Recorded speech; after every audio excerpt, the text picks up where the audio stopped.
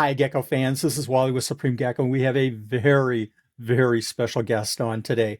This is Monique, and from Evolver Reptiles, we're going to be talking about cat geckos. Oh my gosh, cat geckos are so cool. I think cat geckos were cool from the beginning when I started my hobby 25 years ago, and they're even cooler now in the hobby. People are looking for cat geckos. They're looking for information on cat geckos. And today, Monique is going to share with us some very, very special details. This is a session that you want to watch from beginning to end because we're going to have some very, very informative pieces of detail on cat geckos. So let's get to it.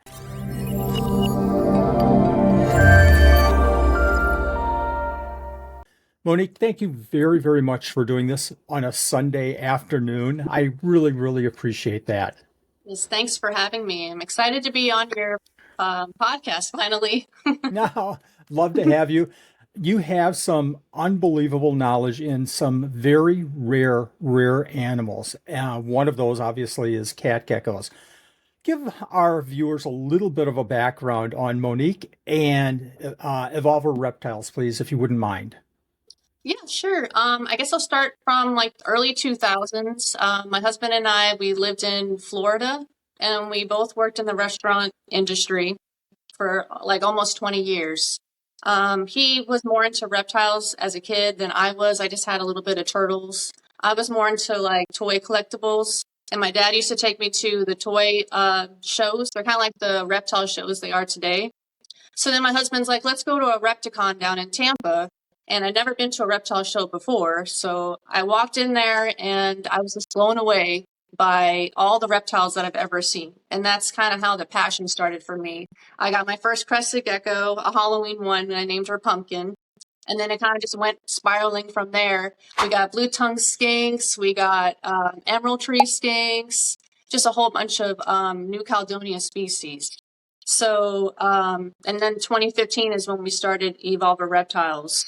And we got acquired our breeders from a lot of people in Canada and throughout the United States. And we kind of just worked on research and development the whole time for 5 years. And then in 2020 is we decided we wanted to quit our jobs and do this full time because we had such a passion for it.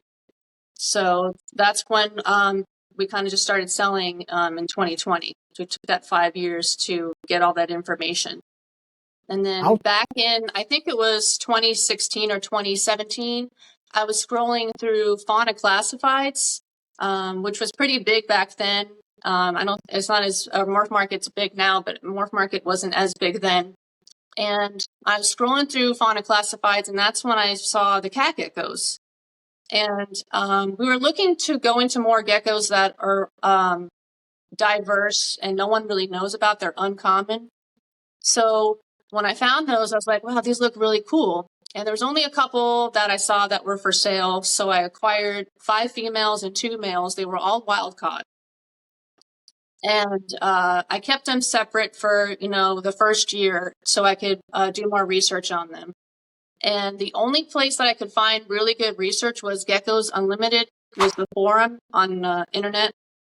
Google didn't really have anything. And there was one Facebook group, which is still there today, that has a lot of good information on them. So I kept them all separate, didn't start breeding them until a year later. I wanted to get everything down right. There's a lot of things that I kind of messed up on the beginning with the water, knowing the supplementation, all of that stuff. So I did that and I had a whole bunch of babies and went from there. I think that's the biggest, I say it to our viewers all the time, in my mind, going down and opening a hatch box, opening the incubator, opening the hatch box and seeing babies is the proof to me that I'm doing something right. Maybe not everything. And there's always, always, always room for improvement, but seeing those babies for the first time tells me I'm getting there. I'm doing some things the right way. Cat geckos are different, and cat geckos are different. And we're going to talk about that, folks, in just a minute. But I want everybody to know, though, we're going to jump back just a second, then we're going to get right into the cat geckos. You don't just do cat geckos. What other animals are you guys doing? We do a lot of crested geckos, chahua, gargoyle, blue-tongued skinks, emerald tree skinks, and we recently just got into leopard geckos, which are My. kind of like my favorite right now. They are so adorable. And you can correct me if I'm wrong, cat geckos isn't the, okay, let me leap over to cat geckos from leopard geckos, but there is a little bit of a transition there. Cat geckos. Oh my gosh. I'll briefly tell you my quick story. 25 years ago, leopard geckos, crested geckos, maybe 5, 6 years later. Oh my gosh, cat geckos are available, fauna classified, or maybe the reptile show. Went to a Mhm. lot of reptiles. Oh, Tinley Park, NARBC.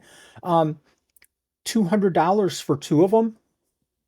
That's a good deal. Bring them on, baby. But again, this is 20 years ago, and Mhm. I had failure after failure after failure. I think when I stopped and said something's wrong, I need to stop, I need to learn more about this, was when I brought in three. One was dead, one was really, really bad and soon passed. The other was just perfect and lived, I don't know, 4 or 5 years, male. Mhm. But the reason, and you know, you're probably reading my mind already, is that they were wild caught, and a Yeah. wild caught is very different from a calf to bred. And we're going to talk about wild caught versus calf to bred in a minute. But the fascination and the mystique about cat geckos in my mind was set, and the difficulty level in my mind on cat geckos went from, from here to no, yeah, right there. um because I would bring in other geckos and I would do well with them. Oh, it's rare, Wally, be careful, and I would do fine. But I'm going to back away from those cat geckos for a while. I was afraid. I was afraid of working with cat geckos. Why is that? Why? I know why, but why don't you share with our viewers why there's that number one, the danger of cat geckos, but also the mystique. Why are cat geckos cool? Well, they're from Malaysia and mostly Southeast Asia, all down there, and they live in the monsoon forest. So high in the forest where there's natural spring water and lots of ground cover. And so when they have a water sensitivity, it's because they're probably used to drinking that fresh water from the mountain ranges. That's my opinion about when you have to use reverse osmosis water on them. Tap water has too many minerals and it makes them have these huge bladder stones, like the size of a tic tac, maybe even more. And that causes impaction and they can't pass it. And that's the majority of them passing away. And we didn't know that 20 years ago. We didn't know Right. that 15. We didn't know, I didn't know that 10 years ago. And I use RO water for all my animals, crested geckos Cool. as well. Yeah. Um, Interesting. yeah. But What's the, go I ahead. first found out when I was going on the Geckos Unlimited forum, they have a huge section of all about the cat geckos from the early 2000s. And that's how I actually found different locales that they're the green-eyed cat gecko from Borneo and the Johar, which is a silver eyes, which is I would love to have that, but you can't have them in the United States. Um, but that's when I first found out about the supplementation, about how you were overcalcifying them. So I don't even dust my crickets anymore. I just put in there the isopods for them and don't even dust anything. And the kidney stones are a lot smaller when they can pass them. And that's super important. And again, folks, we're going to get into some of the details later, as many details as we possibly can later on. Um, in my mind, cat geckos have a coolness about them, and number one is because they're rare, they're hard to work with. They're that, I don't want to say trophy way up here. The Once you get them and once you can keep them and once you can breed them and once you get babies, I feel that's a pretty big as far as a gecko keeper. It's a pretty big accomplishment. And again, you've done it over and over and over successfully, and that's what's so important, not just one or two times. Other mystiques about cat geckos, other reasons people might think about keeping cat geckos. They are very fragile. They have very thin claws, even though they're retractable, but they're not like toe pads like crested geckos where they can jump up and down on your hands. They kind of walk really fragilely on your hand while you're handling them. So that deters people from wanting to get one because they won't be able to handle it as much. That's Good point.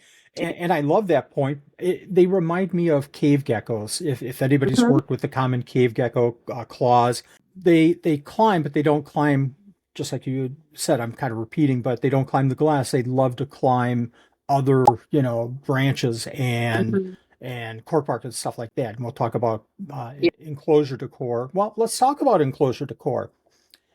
How do you set up their enclosures? Can you give us, I guess some of the specifics? What's a good size for an individual? If you want, get into, a good size for a pair, substrates, decorations, heating, lighting, all of the above.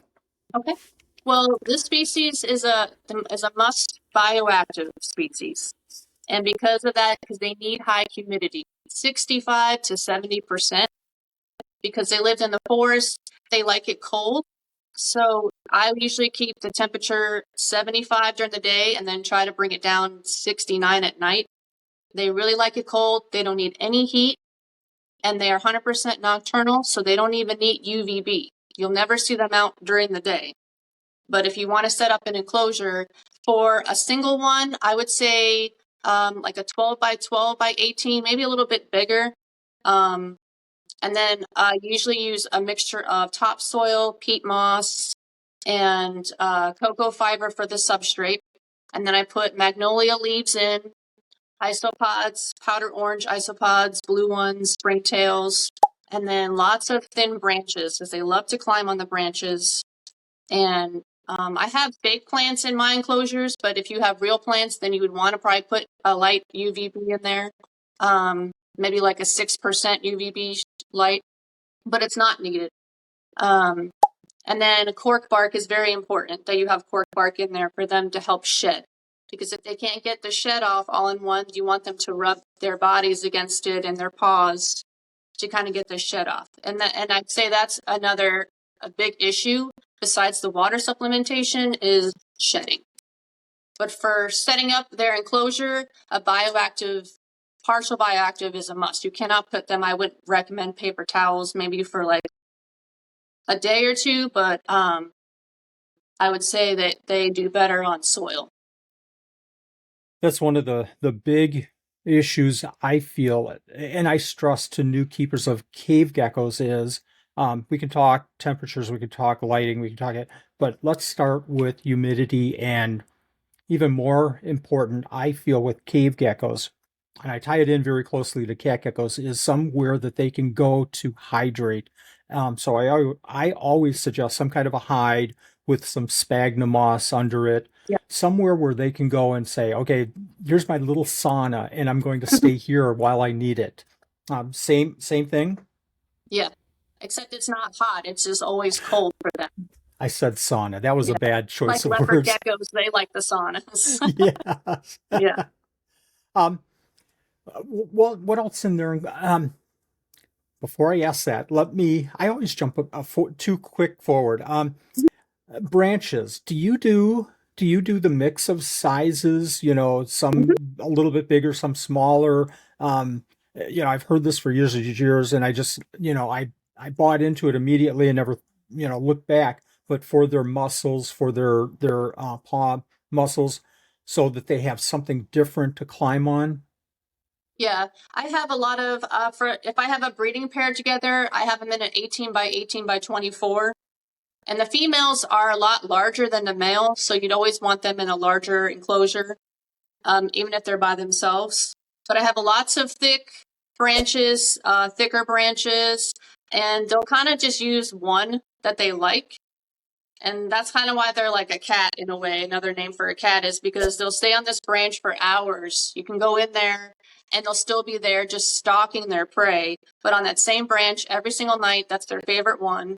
And you have all these other ones that they never really use, but and I'm guessing that's how it is in the wild with them, that they're very territorial where they like they're semi-arboreal too. So during the day they'll sleep under the same leaf and come out and be on the same stick at night and kind of know where their territory is, and then they'll come back in the morning and you'll see them in the same spot again.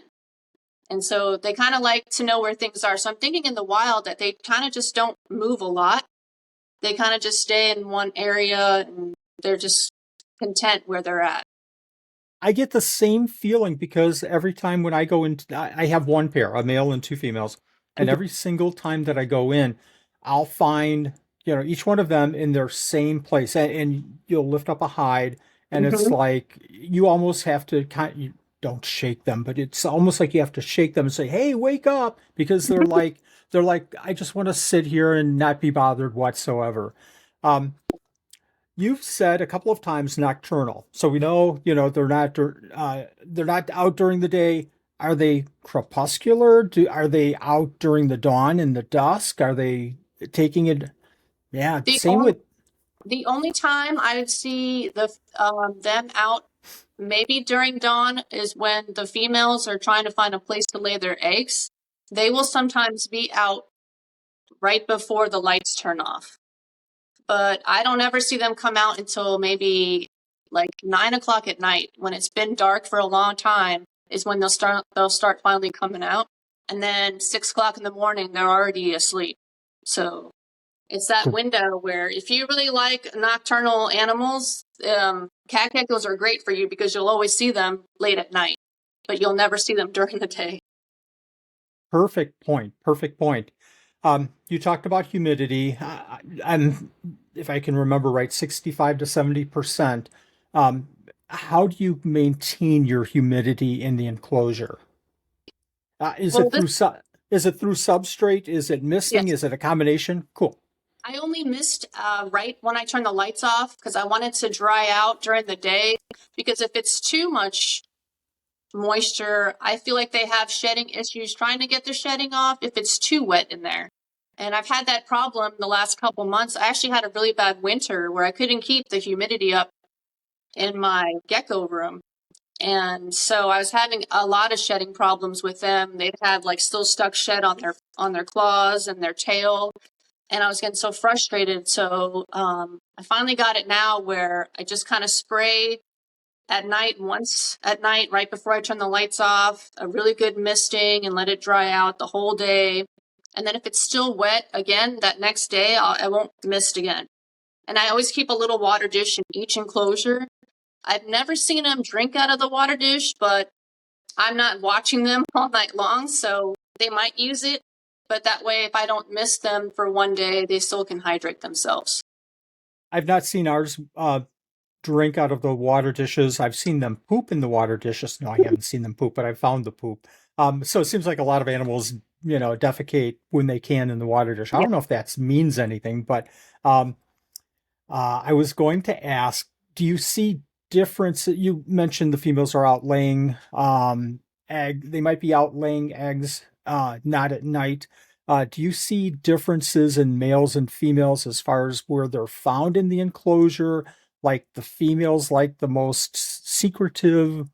Do you find that when you do find them, maybe the males are in some position and the females are away from them when you're keeping them together? Yeah, I've never seen them sleep together side by side. The females will always pick the same spot to lay their eggs in. So I always have either like the little tiny mini black snake boxes, or it was like a reptile hut, and I'll put them in the enclosure, and I'll always find the eggs in the same exact spot every 60 days, which is really helpful because I won't have to dig up all the substrate every time to look. So the females are really good at doing that. And the males just kind of do their own thing. They're always separate. I've never really seen them sleep next to each other. Do you, I'm jumping ahead a little bit into the breeding section. I don't want to just yet, but um, do you, aggression? do you find males are aggressive toward females if they're kept together? Do you find females are aggressive to males, or do you not find any aggression whatsoever? When I would come up here, as I keep them on my third floor in my gecko room, when I would come up at like, let's say at midnight just to check on them, I would see them both out on each stick. I've only catched one mating this whole time, which I got it on video. Um, and the males are kind of just like they wave their tail, bop their heads, kind of like, crested geckos do. And then, lost train of thought. So yeah, they would. I haven't seen any aggression at all with them, keeping them together.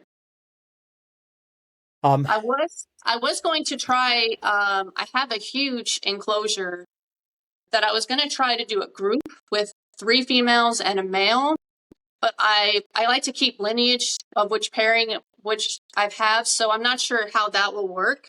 But I would like to try it just to see, because in the wild they're all together. Just so it's probably just the same thing. It's just a bigger enclosure. man, oh man, we're getting into a really key point there, and we've hinted at cohabitation, and again, we can talk about that more in detail once we start talking about breeding. But do you keep yours together all the time? And I'm going to preface that by, if you do, I know the steps that you take to avoid any issues. And that's giving them gradients and giving them room and making it so that they don't have just one choice in the whole enclosure to visit and stay in, right? Right. Do you Yeah. do you, I, do you cohabitate? I started when I first got them. I started keeping them together for the whole year, or not the whole year. I would say maybe like 9 months out of the year. And then I found out that the females retain the sperm for a whole year, so I wouldn't have to keep the male in there. I would just keep the male in there for like 2 or 3 months, and then I'd be fine for breeding season. But since they get along well, I mean, I keep them in there together unless I want to swap out pairings. Then I'll take the males out and have them put in their separate enclosures. But for right now, since I didn't get many eggs last season because of the winter that I had, I do have my males in with my females now since February. What I'm hearing you say, and this is really important, is that if you want to not cohabitate and you want to introduce your male to the female, wait a period, a week, 2 weeks, whatever, or wait until you get eggs, or if Mhm. you want to cohabitate because they're not aggressive to each other, but just make sure that you have enough space and enough Yeah, hiding places and things like that. Want to get back to the enclosure for a second. We talked about the substrate. So the substrate is pretty much dry, right? You're not wetting the substrate down, or do you water occasionally? I make sure it's just a lightly moist, because if it's dry, then when they try to grab like a cricket, they're gonna get infection. I've had that happen with babies before. With crested geckos too, if it's too dry, they would get impacted. So What a we don't want it to great be point. soaking wet, because then yeah, that if you get it soaking wet and they lay the eggs will rot before I can get them out of there. So And I'll go back to a point that you made earlier. Too wet, shed issues potentially. yeah, Um, and again, going back to the wild, that's not what we're seeing in the wild either. So going back to the wild, how we find them in the wild. Can you think of any differences that um, you'd come to my house, you'd look at the enclosure and go, that's really Wally. That's not how they're being kept in the wild. Do you see any? Do you see the majority of keepers keeping them incorrectly by this issue or that issue from comparison to the wild I as far think as enclosure? yeah, enclosures I think are really, really good here. They're all bioactive that I've seen. I do have, when I bring in any wild caught ones, I will have quarantine tubs. And in the tubs, I would have the substrate just like I do with a stick and a fake plant and a water dish and a cork bark. And they do fine in the tubs. and I keep them in the tubs for 3 months to make sure they're fine, and then I'll give them a nice planted setup.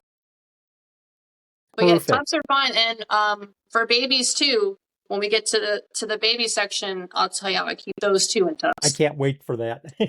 Babies are always the exciting part for me. Yeah. I don't know if you know that or not. Yeah, I think everybody knows that.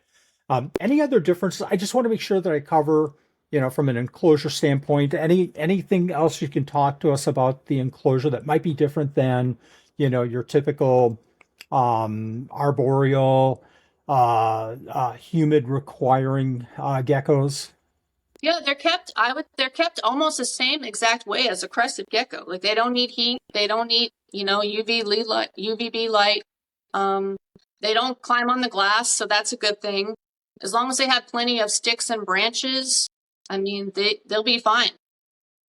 And I think we've already kind of touched on this, but handleability. Do you handle yours at all? I do occasionally when I'm doing health checks, and that's when I'll take a video of them, or when I'm moving the males into a separate enclosure after breeding season is done. But I really don't handle them every day. I just try to let them be. They do get stressed out really easily. And when I do handle them, I just make sure that they can crawl all the way up me, and I can always catch them, make sure they don't fall. But they don't really jump, they just like to walk. And they're really slow at walking.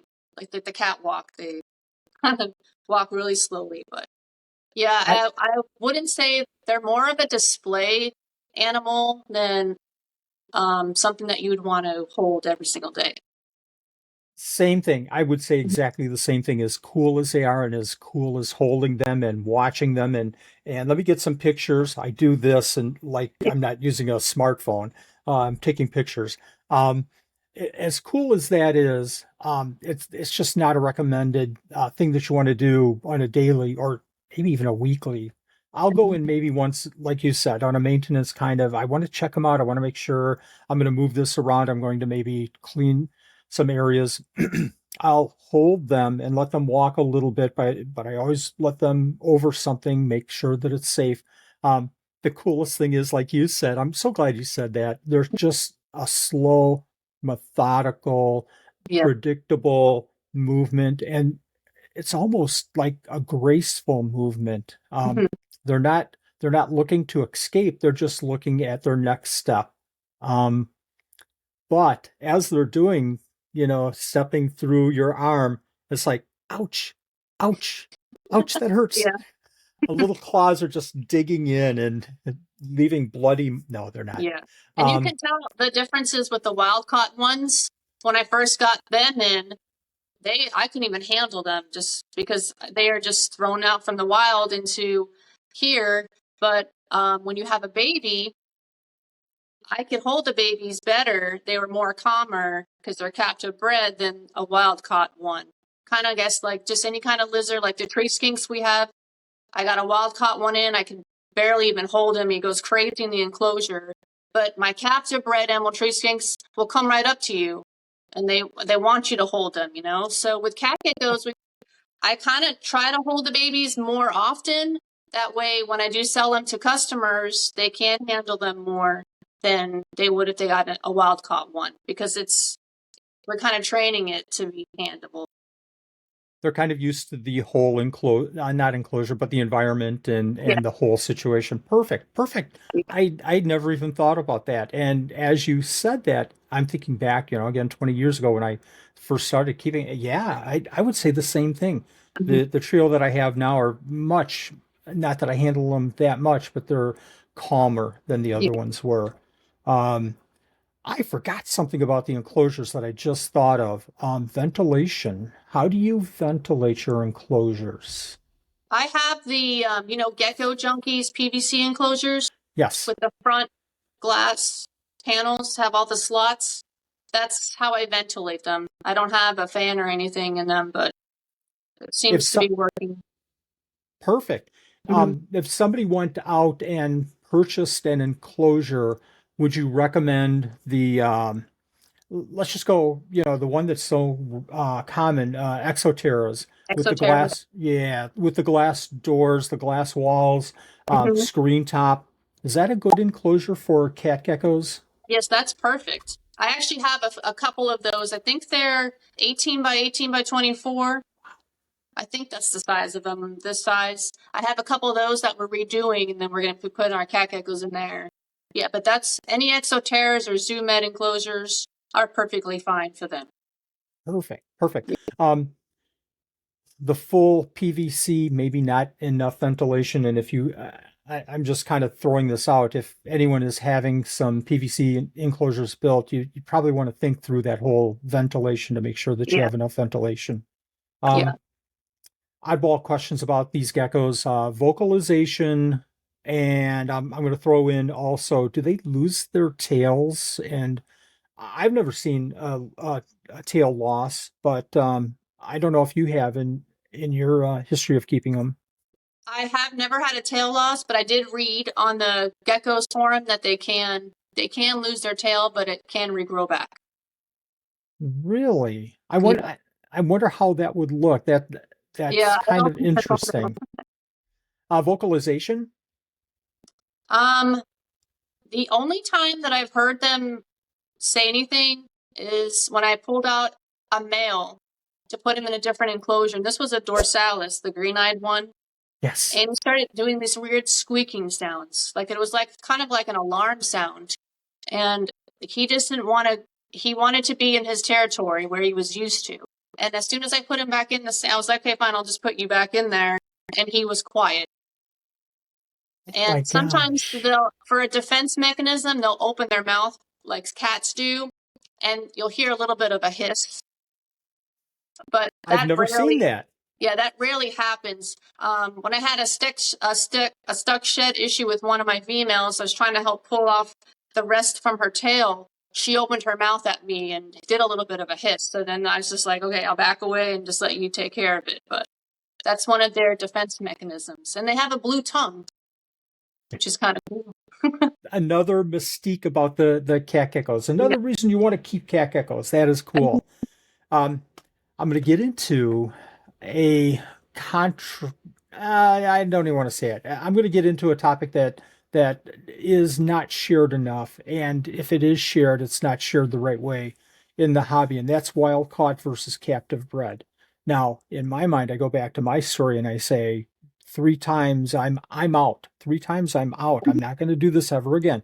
And actually, in my mind, I'm thinking I need to learn a lot. I need to talk to this person, and this person, and find out what I'm doing wrong and they're doing right to be able to keep. Let's talk about wild caught versus captive bred. That was the only way 20 years ago. Nobody was breeding cat geckos 20 years ago. Um, how prevalent is breeding cat? I don't ever see. I see them very rarely. Um, but having said that, um, why do you think that it would be okay to bring in wild caught right now? Because there's a big difference. There's a big difference between Yeah. wild and captive. I'd love to hear your views on the whole wild caught captive, especially cat geckos. I know there's a lot of geckos out there. You just don't need to bring them in anymore from the wild, but Yeah. this is a reptile that maybe we still do in some regards. Yeah, I don't. There's a few breeders that I know of that are breeding the cat geckos, but I rarely see them listed anywhere. And if it wasn't for them coming in wild caught, I would have never been able to get my first kind. So I Yes. am fortunate for that, but I'm not even sure that they are being imported from Malaysia anymore. Usually every spring, you'll see a whole bunch at like underground reptiles and all those other places that have them. But this year, I don't think they were imported at all. Wow. Yeah. And that's scary in a way, but Hmm. it's also balanced right Yeah. now in that we have breeders like yourself and maybe a handful, very small handful of other breeders working with them and doing quite well. Um, if somebody were to bring in a wild animal, a pair, a couple of animals, how should they treat them differently than a captive bred animal? Always just quarantine. Quarantine, quarantine is what I would say. At least for wild caught, I would at least 4 to 6 months. And that's when I Mhm. say make a tub is the perfect quarantine setup. Are those 25 quart sterilite tubs? Just put 2 air holes in there with screen, and they do perfectly fine in there. And I put all my wild caughts in there, test them for cryptosporidium. We test all our animals for that. And then just see how they go. Sometimes they'll come in with parasites, but the ones that I originally got from fauna classifieds were perfectly healthy. They were just all grown adults. So they were already like 2 or 3 years old. And so I still have all my wild caughts except one female had passed away last year, but I still have the majority of them to this day. That's a really good point because, a plus with wild cost is that they're going to be less expensive. The negative is that they've gone through a bunch of stress already, and now we're, transporting them to our enclosures. It's very different, riskier. Um, but, the positive, or I'm sorry, the negative is that you don't know how old they are. Um, I've done that several times. I'm an advocate of bringing in from the wild as long as you have a little bit of knowledge. And Mm-hmm. unfortunately, you don't gain a lot of that knowledge unless you do it and you mess up like me a few times. And then you learn and you do it the right way or as close to the right way as you can. But Yeah, I get so upset when my first female that I got from wild caught when she passed away. I was trying to figure out, what was wrong, and I was guessing she was almost 10 years old because I got her back in, I think it was like 2016, 2017, and she was already like 3 years old when I got her. So I was thinking maybe it's just old age. there's just nothing we can do. Yeah. In that case, any do you treat you mentioned crypto, and I'd like to talk a little bit about that. Do you treat your animals when they come in? Do you treat for any kind of a parasite, worms, something? No, because those are the only wild caughts that we've ever gotten in a long time. But anything that we bring into our reptile center, we just test for crypto because that is something really deadly. And then if everything comes back normal, then we take them out of the quarantine and they can go in a nice bigger enclosure setup. But um, Perfect. I've never really had any issues with parasites on any of wild caught stuff. Um, and that's and I'm going to say it again, folks. This, dealing with wild caught has its risks, and you have to have a mindset when you bring in wild caught that you might not, you know, the animals might not make it, unfortunately. Um, crypto, you're testing for crypto. Well, you're not testing, but tell us a little bit about the process of doing a test for crypto. How do you go about that? Well, you can get these individual tests from the Research Associates Laboratory in Texas, Oh, and we got a pack of those, and we just take a little sample of their poop and send in the test. It's like $25 per test, but it's worth it. And then they send you the results within like 3 days or so through your email. And we tested like all our animals for that. Anything that we bring into that we haven't hatched, we just test automatically. Because you interesting. I figure there's so much going on about crypto these days, so it's like, and that's like a number one killer. Like, there's nothing you can do to treat it. So, I want to go back to the wild animals and talk about foods. We really haven't gotten into foods that much. Is there a different? Do you know what they're eating in the wild, and do you think that we're matching that quality in captivity? And kind of talk to us a little bit about how you feed your animals, your schedule, things like that. yeah. So when I was doing research, when I was researching from the Geckos forum, they would say that they would eat snails out in the wild, crickets, worms, beetles, basically anything they're insectivores. So anything that's an insect, they would eat. Um, I tried dubia roaches with mine, and I haven't had any success. I really have success with with crickets is the best, and then isopods. And I haven't tried snails yet. It's just because it's hard to get live snails. But I'm just afraid of they're really full of calcium that that might make them have the kidney stones more if I give snails. So I would like to try it just to see if they would eat them, but I'm really good with crickets, giving them crickets. I feed 2 to 3 times a week. I throw maybe 3 or 4 per gecko in there, and then they're usually gone the next day. And then the isopods, I kind of just repopulate them as I see if there isn't any in there too. So I want to ask you about the isopods, but I want to back up a little bit to the point about I just throw 2 or 3 or 4 in at a time, and they eat them by the next day. There's a lot of geckos, these secretive geckos, cave geckos, knobtails. Um, Gosh, Monique, what a great point that you just made there. And I don't want to gloss over it that you're controlling the amount of food that you're putting in there. Mhm. Because I think some of these geckos, leopard geckos, oh my gosh, there's 50 crickets in this enclosure. I'll get to them. There's 100 mealworms in a mealworm dish. I'll get to them. But some of these geckos are like, there's 5 instead of 4. Have you lost your mind? Um, they just stress out so much. Yeah. Great point. For babies, you only want to give 2 or 3 and you want to make sure that they are not bigger than their head size. Like a cricket, if it's too big, it stresses the baby cat that goes out and they will not eat. So when they're first born, I put not like pinheads, but the next size up, and I'll throw some in there and small baby isopods, and that's the perfect size for baby cat geckos. You don't want to put anything in there too large, or they think it's going to eat them, and then they shut down. Do you take the individual crickets and pull the legs off? And I hear that so much. Oh my gosh. And I'm thinking, if we're looking at what happens in the wild and comparing it to what we're doing in captivity, I don't think, they're finding legless crickets, Yeah, I don't do that. No, I don't have time to do that. And I don't think I think actually you want them chasing a little bit and you want Yeah, that you want to interaction. stimulate them to hunt. Yes. Yeah. Um, Snails, and then we'll finally get to isopods because I really want to talk about isopods.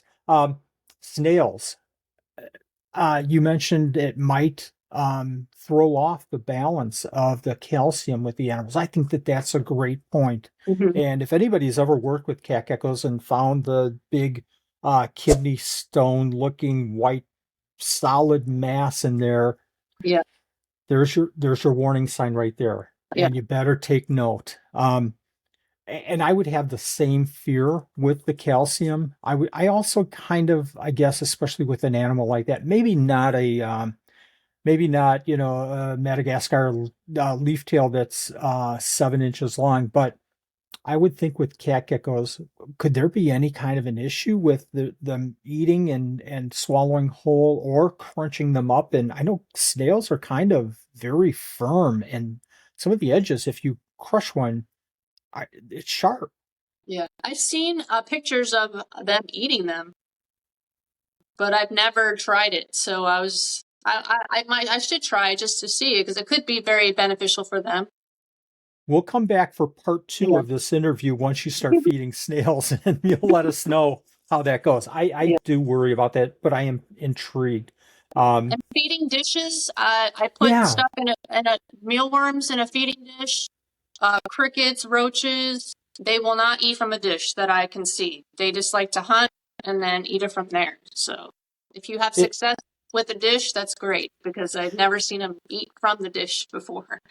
Mine will accept food from a dish, mealworms and dubias, but that's because I only feed once a month, so they're starving. No, um, they'll eat, but it just like you said, it's just a rare occurrence. Mhm. I'll try, and it's like they're going to eat at some point. Then I come back that 2 days later, and there's still 4 mealworms in the dish. Um, Isopods. So what type of isopods? I love the theory of giving them additional calcium because we know in nature that's how they're getting their calcium from what they're eating. Obviously, they're not out during the day absorbing UV light and But for isopods, what type of isopods are you feeding? I And think the powder orange, okay, Prunus Parcelios, I think that's how you pronounce it, and the powder blues. Just because they're soft bodied and they're easier to digest for them. I tried feeding I guess they're Cubaris, which are the more hard shelled ones, but they wouldn't touch them. So I always just stuck with the powder ones, and it works out great. so you tried the, $12 a piece Cubaris rubber Dairy ducky. cows. There you go. How about dwarf whites? Have you thought about dwarf whites? Have you made decisions not to use them? I tried, we actually had different ones that we used to try to breed isopods back in Florida. And I tried breeding those and I was very unsuccessful with those kinds. So I just kind of stick with one and that works for me. If it works, stick with that method. Yeah. Good point. I'm trying to breed mealworms and dubia roaches. And I'm going to try to attempt to do crickets again. But it's just like trying to sort mealworms and sort dubia roaches is just, oh, it's just so time consuming. You only have so many hours in a Yeah. day, and you have to utilize them as best as you can. Have you ever heard, have you done this, the theory that cat geckos will eat the crusted gecko diet? I've never tried it, but I don't know if someone wants to try it. Maybe they might. I've had minor success. I've seen it eaten, but again, it seems like, okay, you're not giving me crickets today, so I guess I have to eat this mush that you just put in front of my Mhm. face. I think that it's not a favored food. Yeah. Um, and it's certainly not. I'm not suggesting, oh, this can be a staple food for your animals. Any other care points? Do you do anything different? What we talked about the decor, but for the animals themselves, as far as I don't know, special maintenance that you do with them. I just make sure it's cool for them because heat will kill them. They do not like heat at all. Is there any way that you have found in your keeping to try to keep them a little bit cooler that you could share with the viewers? By not having any lights on the enclosure and then just having your room temperature at least 75 during the day. I know, fans moving them down on your racks. Do you have them located down on your racks? Is that a special consideration, or are you just keeping them at a level that you feel very comfortable with, that Yeah. works for you? Yeah, I have all my cat gecko enclosures on a big shelf. I don't keep them in a rack, so I can just open the doors, the front doors, and then mist them all at the same time, and then throw in the crickets at the same time when I do it that way. And they're Perfect. kept in the same room as the crested geckos and the chihuahuas, so they all have the same temperature. And that's another reason why we got into them too, because we can keep them like the crested geckos, and then you can keep them all in the same room. Perfect. Perfect Yeah, advice too. You had mentioned that you did, you have them at a certain temperature during the day, and please go over it again so it sticks in our minds, because temperature is very, very key for these animals. But you also have a small temperature drop at night. How is that just natural? How does that occur? yeah. Well, we live in Virginia, so in the summertime, I try to keep the thermostat. I keep all the doors closed on my third floor, but the thermostat set to 80, and that room will stay 73 at night. And then it'll go up to like 77, 75, 77 during the day, which is perfect temperature for them. And then in Perfect. the wintertime is kind of when it's hard to keep this floor warm, when I have a desert room where I keep my uromastyx and the leopards and the skinks in there. So I have to try to keep the thermostat 73, and that way the gecko room still stays a little bit cold, but the desert room is warm. So it's really hard to fluctuate. And that's why I had a really bad winter this past winter. We had a huge ice storm And I mean, luckily we have a generator, but it was just really, really cold compared to the last couple of years we've been here. And it was just hard to keep the temperature where I needed it. And it was just frustrating because I think it kind of affected the cat geckos a little bit for this upcoming season. I really rarely have any eggs this coming season because they had such a cold winter. Like they like it cold, but it was just not like a normal cold for them, I guess. And it wasn't very humid. It was just really dry and was trying to keep up the humidity with it being cold. That had to be a super big change for Yeah. them. It just had to be. Um, we're going to talk about brumation in just a minute, and we're going to jump into breeding. Um, but I do want to ask, are there any special considerations with cat geckos as far as I don't even know how to phrase this, disease, or we talked about losing tails, and it's not really a you know something that happens. It's super, super, super rare. Yeah. Any other issues? Shed we talked a little bit about, but Yeah, anything just the else? shed. I mean, other than that, they're pretty easy to take care of once all their husbandry has been met. I mean, there's not really, I mean, you just don't see them a lot because they're not out during the day. So that's why I'd say they make a good display animal. But as far as diseases or parasites, I mean, never had any of them died from any of that. And knowing certainly how you keep your animals, prevention is head and shoulders above, trying to figure out why my animal is acting ill or acting so differently. Just maintaining a good schedule of cleaning, and yeah, I think that's probably how you're avoiding any issues at all.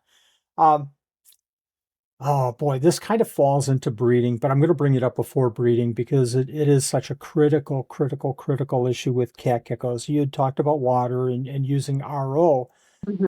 but you have to supplement it. And we kind of touched a little bit with food on this as well, but you have to supplement it sometime. At some point, you have to supplement because they need these vitamins. They need the calcium. Can you kind of talk about your schedule with supplementation? How do you introduce the animals to a supplement? Is it through dusting? Is it I know it's not, but a mealworm dish like leopard geckos, you just dump a spoonful in there and let them lick when they want to.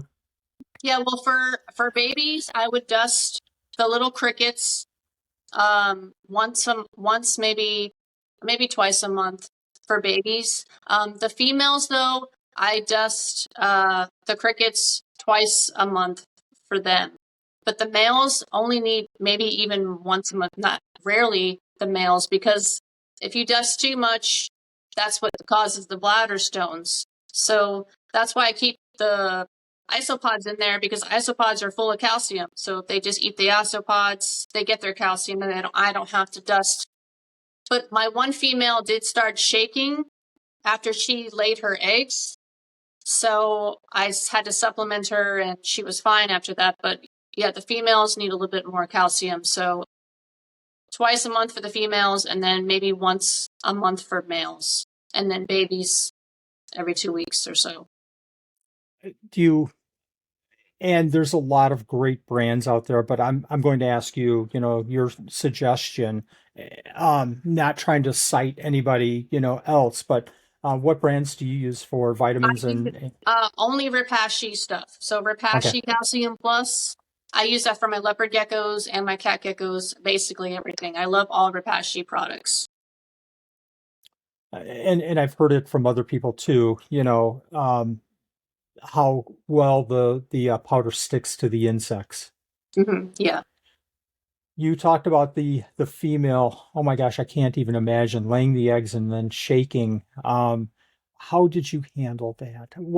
How did you treat the animal? Some kind of a liquid calcium or I just gave her some crickets that were dusted and she ate them and was fine the next day. It only wow, happened one time wow. that I've ever seen that happen because usually when my females lay, they're okay. But I'm guessing that she just needed a little bit more of an extra boost. Breeding. So we talked a little bit about cohab, and maybe you do want to, maybe you don't want to. Can you kind of talk through the preparation of your animals for breeding, and kind of talk about that situation all the way to finding the eggs? Because then we want to get real specific with some questions that I have here, and especially with the cohab point and, dare I say, brumation. Yeah, so they don't go through any kind of brumation because they always like to be in the same temperature. Um, but so what I'll do is I'll pair my males with my females starting in January or February, and then I'll keep them in there for a few months, and then take the males out and let the females lay. They'll lay every 60 days, kind of like Chihuahuas do, 2 eggs in the same spot. They'll bury them, and then they can retain their sperm, like I said earlier, for a whole year. So you don't have to put the males back in with the females if you don't want to. And they're pretty consistent with laying just 2 eggs all the time.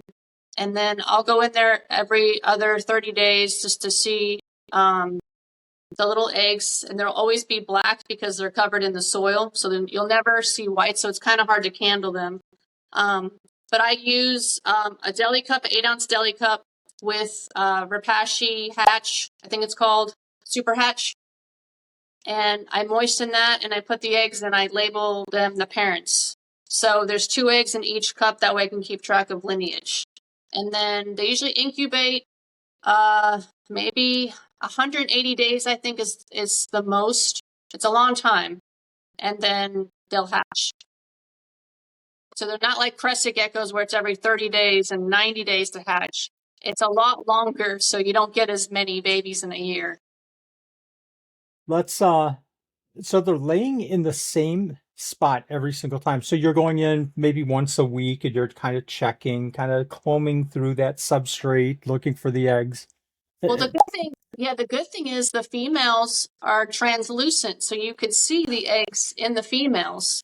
So once you see the big eggs in there, you know that in a few days she's going to be laying. So I don't always have to go in there and check. I can just come in the middle of the night and see, oh, she's got eggs developing. She's going to be laying soon. So that's kind of cool that you can see them through their stomachs. Saves a little bit of time looking every single week. And I've heard this about you before, that you're very detailed orientated, and that's so cool that you're kind of watching every single animal and kind of know that schedule in the back of your mind. Um, excuse me. Do you do anything different once a female has laid eggs? Do you do any supplementation, additional supplementation, or she's on a schedule until I see some issues? Yeah, I'll just give them extra crickets that are dusted. Perfect. Perfect. Yeah. I want to talk about that incubation process. So you find the eggs, you have sounds like a box, a deli cup or a box.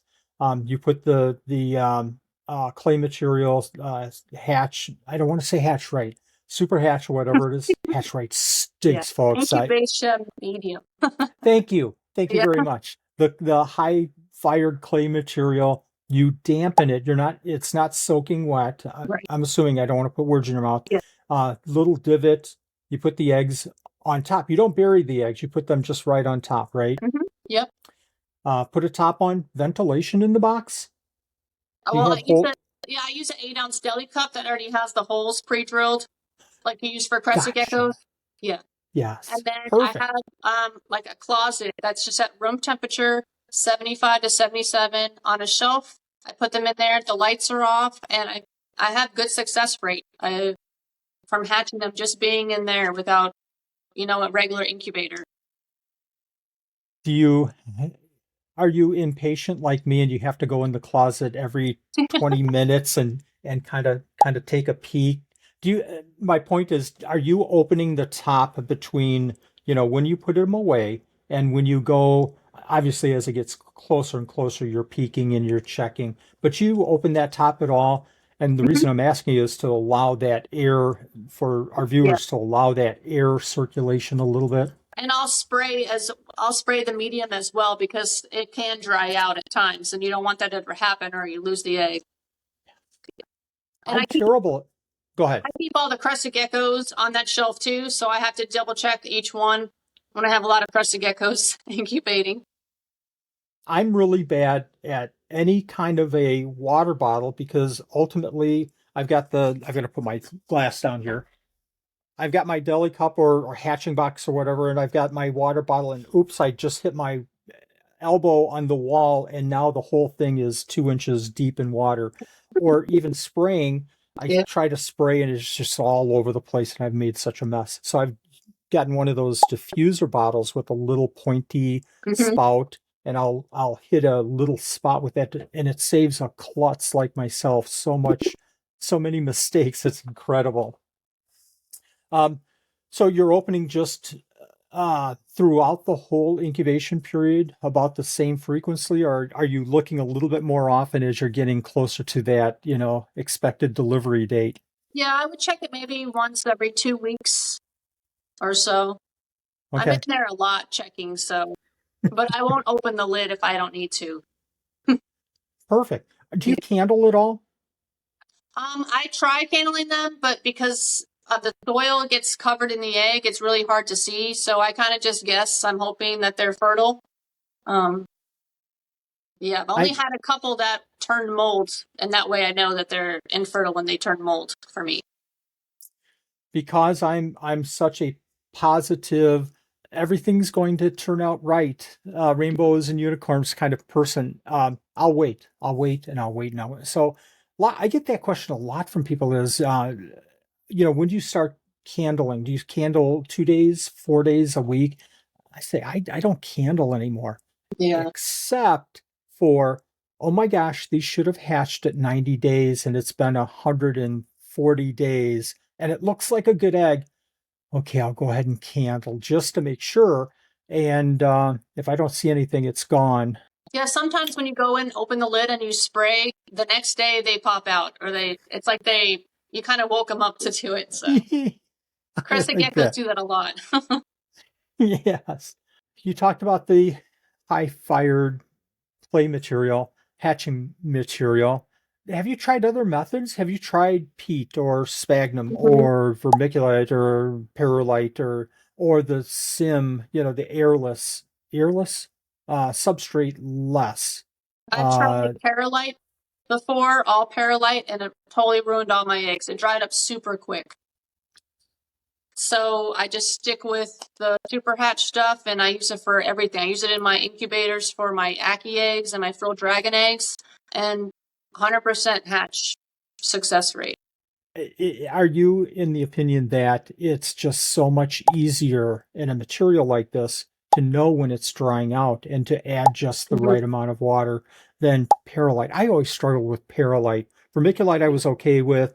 I've tried peat, I've tried dirt, I've tried spag, I've tried everything, and I keep going back to the clay simply because it's almost it's almost foolproof. Yeah, Put the water it's in, so dump easy. all the water out, right? Yeah. Um, what a simple way to do things. Okay, so you're waiting, and now it's 100 and 120, and I think what did you say? 180? Yeah, it Did you? can go it can go for 180. Oh my goodness. Yeah. Normal incubation time frame is though about how many days? Um Maybe 140 to 160 is normal. Okay, Yeah. okay. So you're waiting 140 days and you peek and there it is. The babies have shown up. Um, talk to us about the process of moving those babies into their new baby enclosure. Yeah. So we always put individual babies in a 6 quart sterilite tub with 2 air vents, similar like we do our quarantine tubs. You don't Um, keep them together? nope, Ever two babies together? I've never kept crested geckos, chihuahuas. Everyone always gets their own enclosure. Okay. Um, so yeah, so I mix soil together with organic soil, peat moss, and cocoa fiber. Make sure it's a little bit damp. I put just like a stick in there, a fake plant, a water dish, and then a piece of cork bark. And I put them in there. I label them, and a few isopods and springtails, I don't feed them the first day. The second day, small little crickets, not bigger than the size of their head, or they won't eat them. And then I go in, I check on them, I spray them once a day. I have the lids. And they do perfectly fine in there. They're kind of slow growers, cat geckos, so I would keep them in there maybe 6 months before I move them into like the nano exoteras for the single babies. Nice, nice. I like that selection that you made to move them into a bigger enclosure.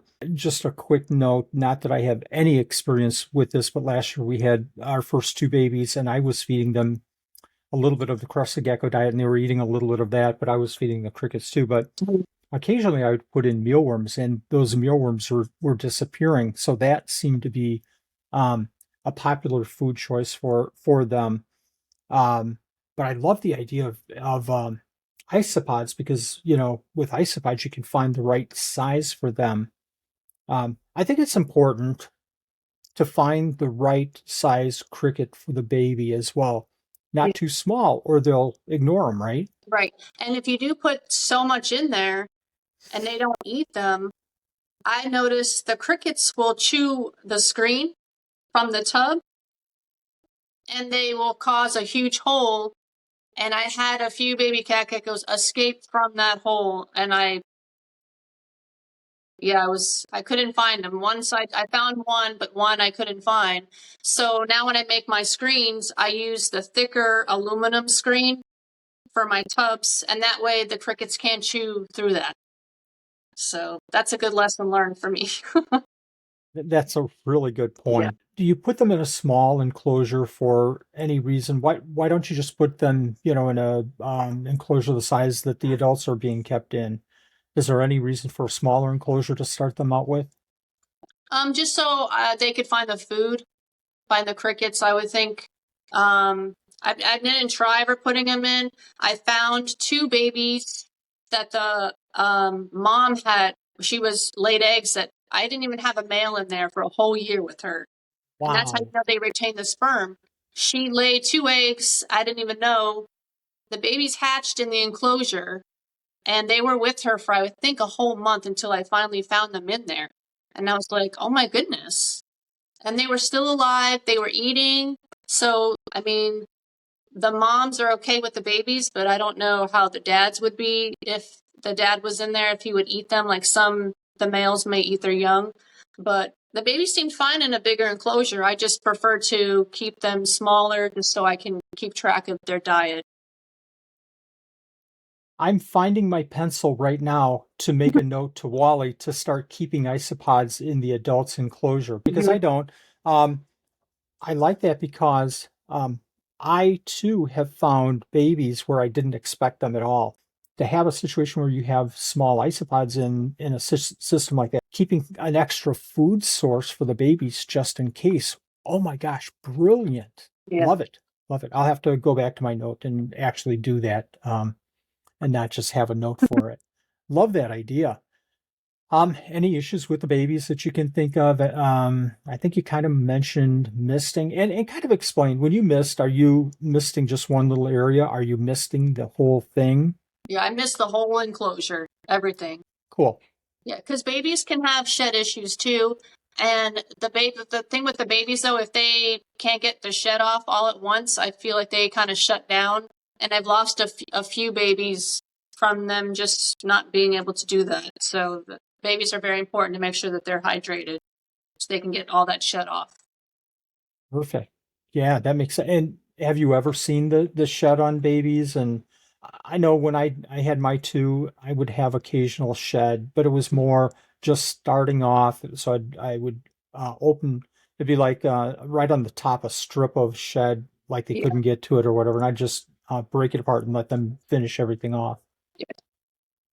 Like Um, on their toes. It's mainly on their toes and like the tip of the tails that they can't get off themselves. any other issues with the babies that you can think of? Have you ever had a baby not eat? No, I mean, I've had babies that took a long time to grow. And I usually, when I sell my cat geckos, I don't sell them until they're at least over 9 months old, maybe, yeah, 9 months old. I try to Oh, keep good. them that way. I know they're well established before sending them off. That's a really good point. Do you think that they're also a little bit more sensitive in the early months? A Yeah. little bit less, yeah, that's a really, really good point. I want to talk a little bit about the whole breeding process related to the babies. Um, how many, and I could maybe have asked this earlier, but how many eggs do they lay a year? How many clutches of two eggs do they lay a year? I would say, let's see, two, four, about 6 clutches, 2 eggs apiece. Sometimes maybe less than that, just depends on, you know, the temperature again. That's not a lot of babies. I mean, again, I think a lot of people that might be watching this are thinking crested geckos, where it's how many, 100 to 352 lays a year or something like that. Uh, uh, that's not a lot. It's No, really not. I have about 5 breeding pairs right now. And last year I had 6 breeding pairs. And for the total that I've hatched out to date since I started breeding cat geckos, I've already hatched out over 50 babies. But last year I only had maybe 12 or 13 that I can remember, and I only put up like 7 for sale, and I've been trying to hold back more babies because I don't see a lot out there. So I'm trying to work more on perfecting their pattern and their color, even though they're not polymorphic. I figured maybe I could work on something on my own line down the road. Because with the dorsalis, um, if you ever seen on my Instagram, I have like this one that's really vivid orange when he was a baby. And I was like, oh, cool, maybe I could reproduce that to be brighter orange in the dorsalises. Um, but now that he's older, they kind of fade, the orange kind of fade as they get older. Kind of like, I guess, leopard geckos, or they change their patterns as they get older. So, but with the felinus, they can have different colors, stripes. So I figured maybe I could work on something with breeding, that selective breeding down the road. I want to see a bold stripe and I want to see a reticulated. Or It's an hard. albino would be Or nice. an albino. Yeah, I want to see a red. I want to see an orange. So I want to be on your list right now, your wish list. When you get a pure orange cat, I want first dibs. I'm Yeah, saying it that would now, be folks, so nice. everybody hears us. Yeah. Um, it's hard with animals like this and thinking morphs, but we all kind of have it in the back of our minds, even though, we might breed an animal and see kind of the same thing over. You never know when it's going to pop up. You really don't. Do we know if there's morphs in the hobby? Do we know if there's variations in the hobby right now? I think you kind Um, of hinted that in your collection you see different yeah. degrees of intensity color. Yeah, all we know is when we were doing the research is the different locales, how the different the Cameron Highlands region for the felinus is the ones that were mostly imported to the United States. But then you have like the Johar, which are the silver eyes, which are kind of the same looking cat gecko as the felinus, but they just have silver eyes. And then you have the Borneos, which are down that have the green eyes. But it's frowned upon to try to hybridize them and breed them together because you want to keep them as pure as possible if we're not going to be able to have the originals here anymore. So I haven't tried breeding them those two locales together. I keep the felinus stuff together and then I keep the dorsalis together just to keep it pure. And again, we don't know. We don't Yeah. know if, tomorrow it might be, one species and different locations. Who knows? Who knows where it's going. I'm a big believer in keeping them separate until Yeah. we know differently as well. Perfect. Have you ever had a female take a year off? Mm-hmm. Um, you know, do you do anything different with that female? You just go, well, that's her year, that's her resting period, and then see how it goes next year. And with a year off, do you see that? Have you found that your females come back the next year and lay? Yeah, having them. I had two felinus females off for 1 year when we first moved here because it was really stressful getting all the animals here in 2022. I moved from Florida to Virginia, so I didn't have them breeding for a whole year, and then the next year they were kind of just normal cycles, nothing, not a lot extra that I thought it would happen, but it was just normal. You can talk to an experienced keeper. I was going to say Wally, but I don't feel like I'm experienced in pretty much anything other than period or picked up. But um, with an experienced keeper, um, I'm sure that you would walk through some basic information. But if I'm, Wally, and I'm coming to you and saying, yeah, I tried this whole wild caught thing and it didn't work. I really want to try captive bred. And viewers, let me strongly suggest, there's a difference, and it's going to be a little bit more expensive, but go with captive bred and go with a good breeder. Uh, what additional information can you provide, or do you provide, I should say, to the person that's just kind of, wetting their feet with getting into the cat gecko world? Just always do your research. It's a lot of people are like, well, there's not a lot of research still out there. I wrote an article in the Reptiles magazine about the cat geckos, and I have a care sheet listed on my website. But if you can still Google how to take care of a cat gecko, and it'll come up with, the basic stuff for you. But I always give out information to anyone that purchases cat geckos from me. If they have any problems with setting up their enclosures, you want to make sure that's 100% first before you even buy your cat gecko. And then make sure that you can get RO water. If you can't get our water, distilled water is perfectly fine, or purified water in the jug that you can get at the store, and just use that in a spray bottle and label it only for my cat gecko. And that doesn't really cost a lot extra every month. And then just make sure you have your feeders, and that's about it. I mean, pretty simple. Good points about the feeders, good points about the water. I feel terrible for neglecting to say that up front in this session about your article.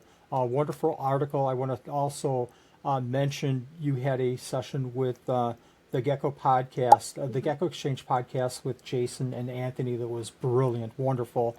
And I'll put those links down in the description of this video. I'll also put a link to an RO unit that we use here for our fish. That's like $100, and Yeah.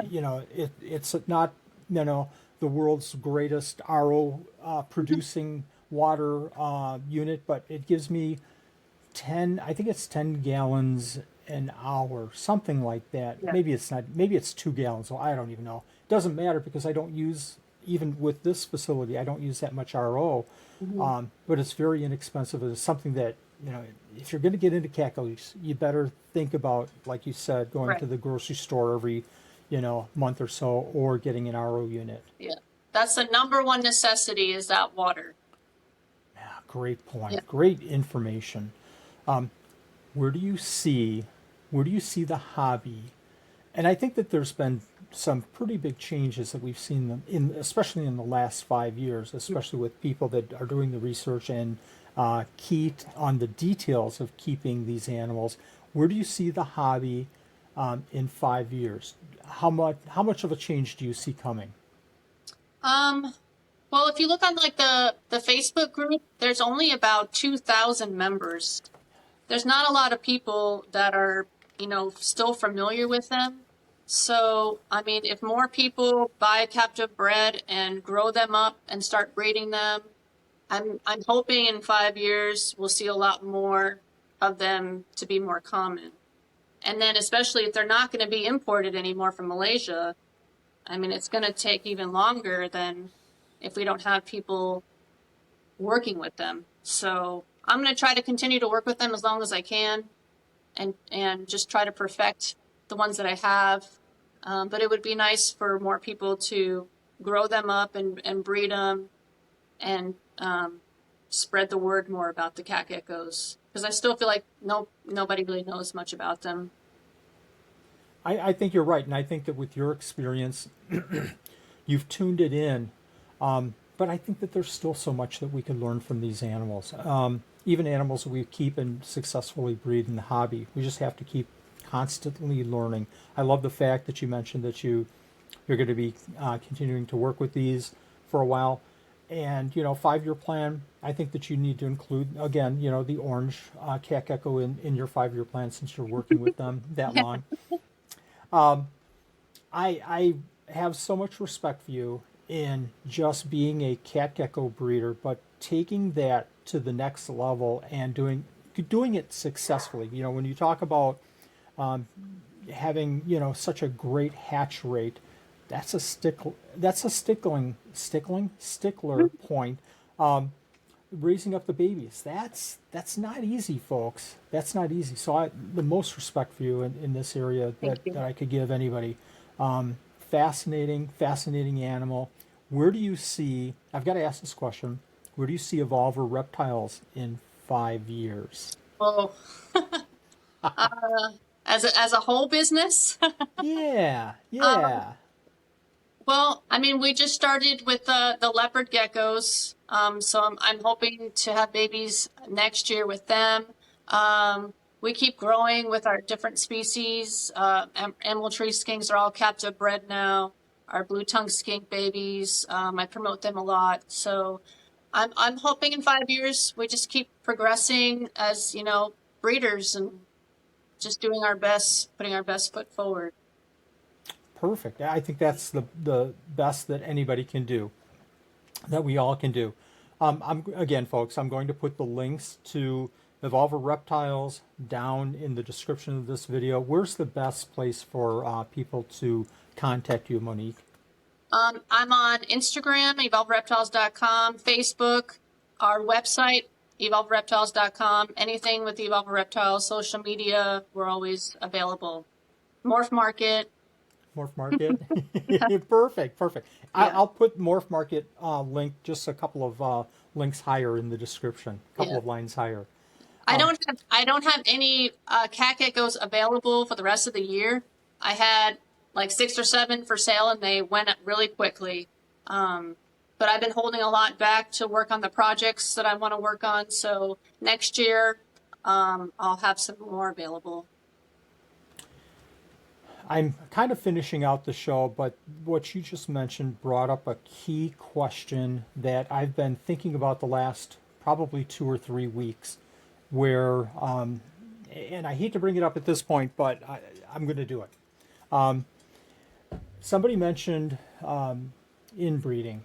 What do you mean you bring mom back to dad, or not mom back to dad, but baby son back to mom? Isn't that inbreeding? Isn't that, and again, maybe a little controversial, but with a rare gecko like this, Mhm. I'll put my point of view out first, and then I'd like you to either just slam me or confirm or give your thoughts. My thought is with wild geckos, we don't have any other choices sometimes. Yeah. And I don't think, if you say, well, there's two breeders breeding these animals, and if you're inbreeding, that's really bad. You should go to the other breeder. I'm going to say we probably got our animals from the same doggone Yeah. place 3 years ago. So they're probably already brothers and sisters. And I don't mean to preach so much on this, but what I am saying is that sometimes with my feeling is that with wild animals, we need to work as hard as we can to crossbreed them to introduce new bloods whenever we can, but we need to be realistic too when we're doing that. But even more so, if you have a rare animal and there's only 2 or 3 or 4 people in the United States working with them, and especially wild, we might not just have any other choices. Yeah. What are your thoughts? Well, the first few that I first got, the wild ones, I got them from different sources, but I wasn't 100% sure if they were still imported in the same round. But I haven't put any of the babies back together with the original parents. I just kind of selectively been putting them with different pairings just to see if anything cool would pop out. And I recently got 3 from Brendan from BM Exotics, Brendan Meyer. I don't know if you know him on Instagram. Yep, I got yep. 3 of his cat geckos that I'm going to put now with mine. just to see if anything comes different too. But I'm not opposed to inbreeding if it's not going to be constant. You know, if you're trying to find something and or make a prove a line out, it's okay in my opinion. But if you don't need to do it, then don't do it. But Love your ideas on that. Absolutely. Any final thoughts on cat geckos that you'd like to that I missed or you'd like to bring up? I just like to say they're really fascinating creatures. When I first came upon them, I was super intrigued by like what they look like, and if you're a cat lover, you're gonna love them even more because of all the similarities they have. Again, they're not very handleable, so they're kind of for more experienced keepers. But hopefully, more people get to know them and would want to have them as a display animal, and we can get them more into the hobby to um, for more people to like. And you're already doing that. And again, the hobby thanks you greatly for your work with cat geckos, and I thank you greatly for sharing the information. So maybe we can have some other people. Maybe someday, I'll get a couple of babies that I can release out to the Yeah, public. But thank you very much for all that you're doing thank with you. this segment of the hobby. Wonderful job. Thank you very much. Thank Thanks for you. coming on the show. It's been a blast. It's been very, very educational and informative. Folks, I hope you gathered some piece of information to this. I know I did. I have my notes right here that I wrote down. So I have some homework to do myself. Thank you very much, Monique. Yes, thanks for Appreciate it. having me. Our pleasure. Anytime.